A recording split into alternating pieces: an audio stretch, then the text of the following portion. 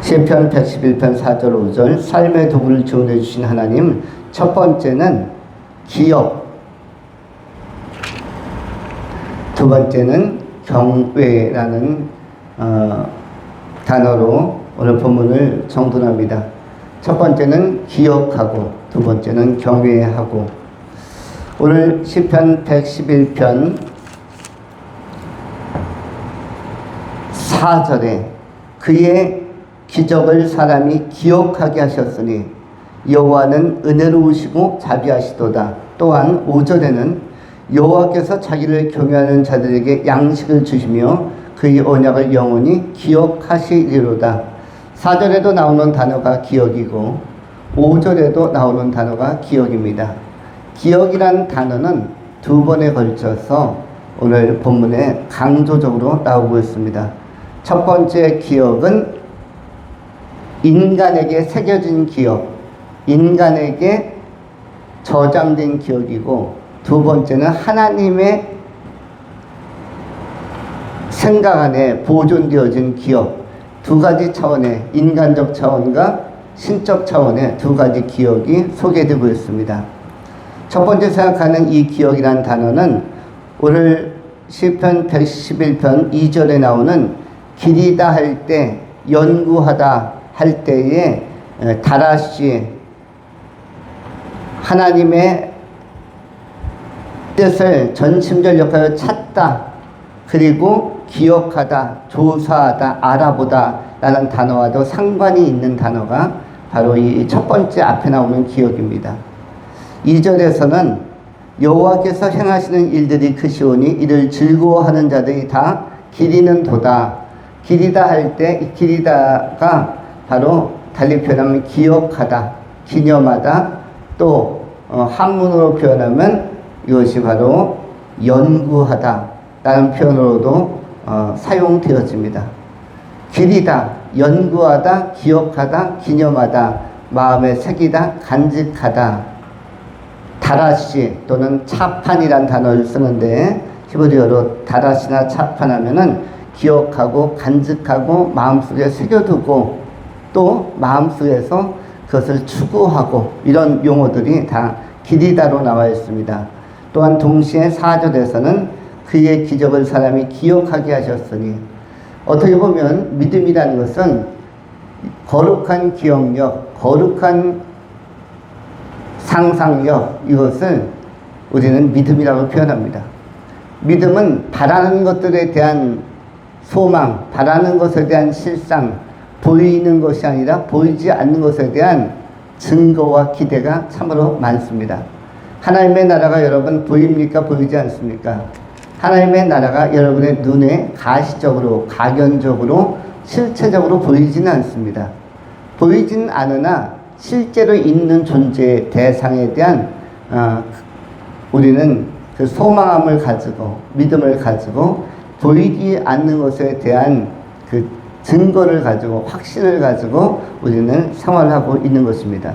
이른바 신앙생활이라는 것은 보이는 것에 대한, 내가 만질 수 있는 것에 대한, 확인할 수 있는 것에 대해서 믿는 것이 아니라 우리는 보이지 않는 것에 대하여, 눈에 보이지 않는 것을 우리는 불가시라는 단어를 쓰고, 불가시성, 불가견, 우리가 한눈에 파악할 수 없는 것들, 그러나 믿음으로는 우리의 마음속에 내면 안에 들어와서 자리하고 있는 것들에 대하여 우리는 바라보고 소망하며 나가는 것입니다.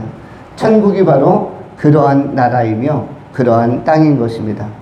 예수님께서 이 땅에 오셔서 천국을 여러 가지 비유로 설명해 주셨고, 그리고 예수님께서도 그 천국이 완성되면, 하나님의 나라가 완성되면 다시 이 땅에 재림하셔서 믿는 자들, 남은 자들을 데리고 올라가시겠다. 이른바 휴거와 같은 우주적 부활에 대한 재림적 소망을 언약으로 요한복음 11장 1절부터 4절 사이에 선언하셨습니다. 오늘 이 시대의 성도들 역시 예수님의 이 말씀, 천국을 완성하면, 하나님의 나라를 완성하면, 새 예루살렘 도성을 완성하면 다시 와서 내가 너희를 데려가겠다, 너희를 그 나라로 들어가게 하겠다라는 약속을 소망하고 붙들고 기리면서 달리 표현하면 연구하면서 다라시하면서 또는 그 말씀을 간직하면서 자판하면서 우리는 하루하루를 살고 있는 것입니다. 우리가 살아있을 때 주님의 나라가 임할 수도 있고 주님께서 재림하실 수도 있고 우주적 부활의 사건을 우리가 목도할 수도 있고 또는 이 땅을 떠나서 하나님 나라에 우리가 먼저 들어감으로 영혼이 들어감으로 우리는 새롭고 신령한 부활체를 덧입고 하나님 나라에 먼저 들어가서 나중에 후대의 우주적 역사에 함께 참여하는 그런 성도들로 또 쓰여질 수도 있을 것입니다.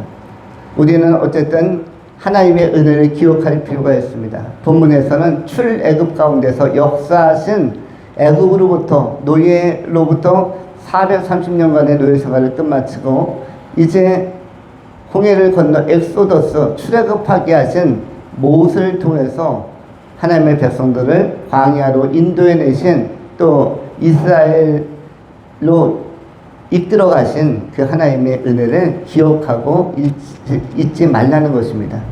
우리는 우리 개인에게도 베풀어 주신 하나님의 은혜가 잔잔히 있을 것입니다. 개인적 체험에도 있을 것이고 개인적 믿음의 은총 안에 또 여러분의 내면 세계 안에 하나님께서 사랑해 주신다는 확신이 많이 있을 텐데 그것들을 기억하면서 우리가 어려울 때마다 또 우리가 영적 침체에 빠질 때마다 다시 은혜를 회복하면서 하나님의 은혜의 보좌 앞에 담대히 나아가는 기리고 기억하고 연구하고 간직하고 추구하는 아름다운 영성을 지닌 귀한 영혼들이 다 되실 수 있기를 축원합니다.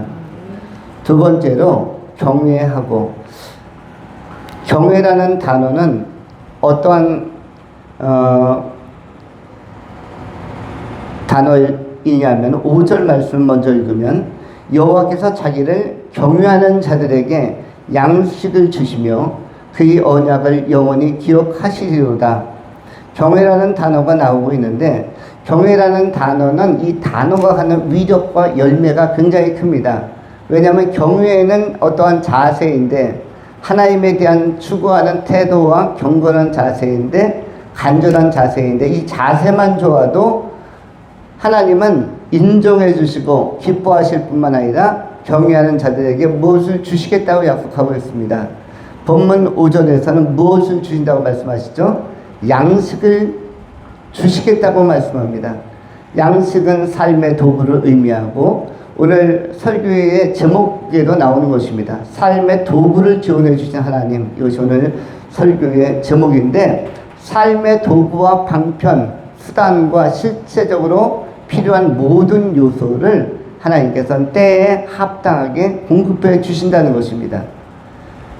그것은 우리의 삶을 풍요롭고 풍성하게 하며 다양하게 하며 충만하게 하는데 이런 충만한 하나님의 지원과 공급의 기초에는 하나님을 경외하는 자세, 하나님을 경외하는 마음이 선제적으로 먼저 우선적으로 자리해야만 이 열매가 나타날 수 있는 것입니다. 경외라는 단어는 히브리어로 야레라는 단어를 씁니다. 야레 하면은 구약성경에서 경외하다. 근데 이 경외하다는 어떤 의미냐면 무서워하다가 아니라 존경과 신뢰를 바탕으로 하나님을 높이다라는 뜻입니다. 존경과 신뢰를 바탕으로 하나님을 높이는 자세가 경외이고요. 이것은 달리 표현하면 경건한 두려움이기도 합니다. 하나님 앞에서 두렵고 떨림으로 구원을 이루어가는 것처럼 하나님은 굉장히 존귀하신 분이라서 우리가 세상적으로 높은 사람들을 만날 때, 유엔에서 높은 사람을 만날 때, 또는 경기도지사 사무실에 우리가 초청받아서 표창을 받거나 선물 받으러 들어갈 때도 약간 몸가짐과 옷매무새, 또 여성들은 화장을 새롭게 고쳐가면서 좀 더 단아한 모습으로, 아니 경기도청 정도가 아니라 양주시청만 들어가더라도 그 시장실에 들어가서 시장님께서 표창장이나 아니면 선물 주신다 할 때, 상장 주신다 할 때, 이때도 우리는 조금 더 잘 준비하고 매무새를 다듬고 들어갈 것입니다. 그런 자세가 뭐냐면 야레, 경외라는 단어입니다. 경외는 단순한 무서움, 떨고 있습니다. 심판받으면 어떡하지? 들키면 어떡하지?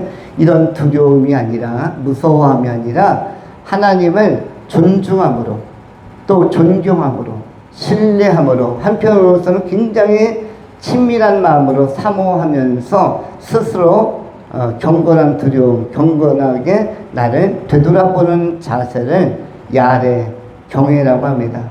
하나님 앞에서 이런 신실하고 진실되고 경외하는 자세를 가지고 살아가는 사람들에게 하나님은 무엇을 주시며 여호와께서는 자기를 경외하는 자들에게 5절에 양식을 주시며, 양식하면은 그 당시 이스라엘 땅, 유대 땅에서는 양식이 잘 생산이 되지 않습니다.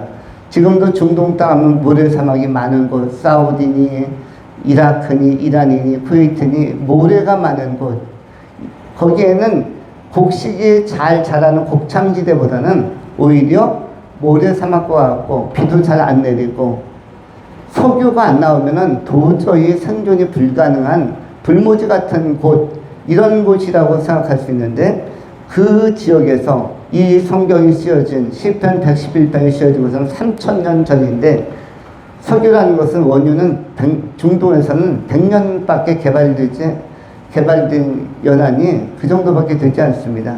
미국에서는 조금 더 일찍 개발이 되었지만은 중동 땅에서는 이 원유 개발이 굉장히 늦었기 때문에 그 당시에는 먹을 것을 기대한다는 것이 쉽지 않았습니다. 이때 양식이 주어진다는 것은 그 당시의 사람들에게는 생존을 결정하는, 또 풍요를 결정하는 아주 최대의 요소라고 할 수가 있습니다.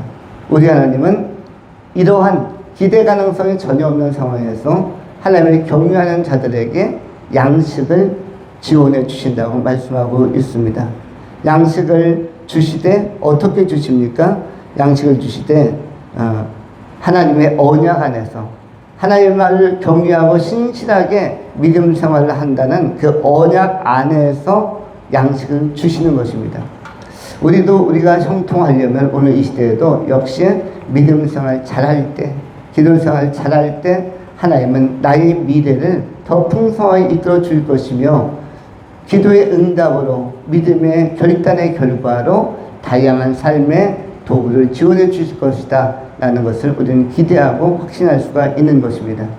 단순히 유행으로 잘 되는 것이 아니라, 막연히 잘 되는 것이 아니라, 기도하면서 하나님을 기대하고 하나님의 약속을 기억하며 나아갈 때 음으로 양으로 도우시고 다양한 수단과 방편과 환경과 사람들을 통해서 여러분을 도우신 하나님을 기대하고, 또 하나님의 도우심을 여러분들이 체험하는 이 간증 있는 신앙의 삶, 간증 있는 인생 여정을 펼쳐가실 수 있기를 소망합니다.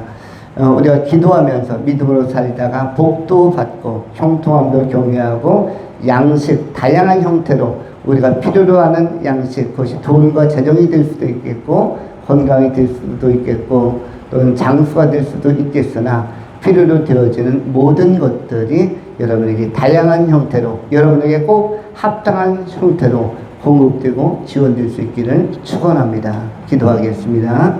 할렐루야. 존귀하신 하나님, 하나님을 경외하는 백성들 가운데 임재하셔서 사랑을 나타내시고 지혜 주시며 또 평강 주심을 찬양합니다. 오늘도 예배하는 우리 삶의 교회 공동체, 사랑하는 가족들에게, 형제 자매들에게, 성도들에게 하나님의 풍성을 경험하게 하여 주시고, 특별히 하나님을 기억하고 기념하고 하나님을 끊임없이 사모하고 추구하는 사람들 가운데 하나님은 경외하는 자세를 주실 뿐만 아니라 그에 합당한 좋은 양식, 풍성한 양식, 적절한 양식을 그 필요대로 다 채워주시고 공급하여 주시옵소서. 우리가 지상에 사는 남은 세월 동안에 이런 것들이 경험됨으로 말미암아 믿음의 확신이 강화되어지고, 또 믿음의 체험을 통해서 우리 안에 간증이 많음으로 이웃들에게, 또 많은 사람들에게 이 복음을 전파하는, 하나님을 소개하고 예수의 생명과 예수의 이름을 증거하는 일에도 잘 쓰여지게 하여 주시옵소서. 신실하신 우리 구주 예수 그리스도 이름으로 축복하며 기도하옵나이다. 아멘.